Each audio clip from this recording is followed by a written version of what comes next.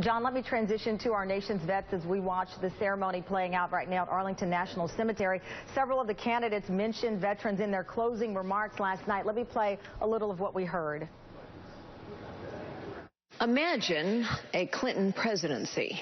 Our military will continue to deteriorate. Our veterans will not be cared for. And no, Mrs. Clinton, that situation is not exaggerated. We need a commander-in-chief that will rebuild our military and restore respect to our veterans by revamping and fixing a broken Veterans Administration. In the 2 hours of this debate, 2 veterans have taken their lives out of despair. So we heard those comments last night, John. This morning on Morning Joe, Donald Trump talked about his plans for the VA, new buildings, empty private hospitals that he feels that could go to serving our nation's vets. Is there anything that you heard beyond fairly so a short amount of time that they were able to dedicate to that, something of substance?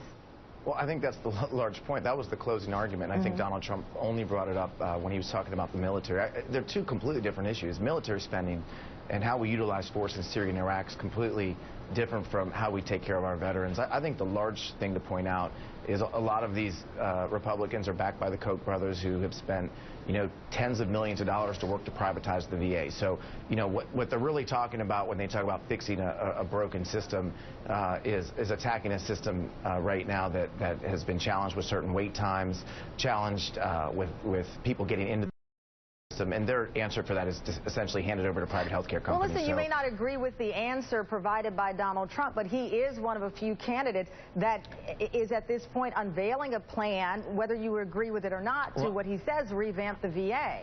I'm not arguing with Donald Trump's plan. I'm taking a specific aim at what some of the other candidates talked about. Donald Trump actually is taking a very different stance than, for instance, Senator Rubio and Rand Paul that are talking more about privatization. Donald Trump obviously is writing his own checks for his campaign, and what's happening is he's not controlled by certain elements of the conservative Republican Party that are forcing these candidates into certain positions on privatization. And that's why you're seeing him say things this morning that are different than basically what wasn't talked about last night, which is, a Veterans Administration that isn't essentially being handed over to private insurance companies. Dana, real